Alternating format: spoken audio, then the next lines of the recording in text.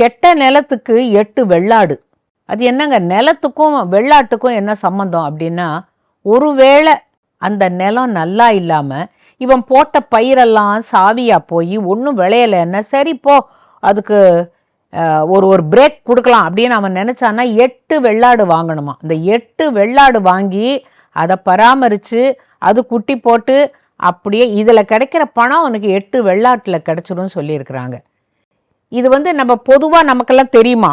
வெள்ளாடு தெரியும், பயிர் தெரியும், நிலம் தெரியும். ஆனால் கெட்ட நிலத்துக்கு 8 வெள்ளாடு, அதுக்கு மேலே இன்னொன்று சொல்லுவாங்க, அந்த வெள்ளாட்டுகளெல்லாம் இந்த நிலத்திலேயே நீ அங்கேயே மேய விடும்பாங்க. ஏன்னு கேட்டால் அந்த ஆட்டு புழுக்கையினால அந்த நிலமும் கெட்டுப்போன நிலமும் நல்லபடி ஆகும். 8 வெள்ளாட்டு அதில் விட்டனால இந்த நிலம் நல்லா ஆயிடும் அப்படின்னுட்டு இயற்கை உரம் போட்டு பயிரிட்ட காலம் அது. அப்போ சொல்லி வச்ச பழமொழி இது.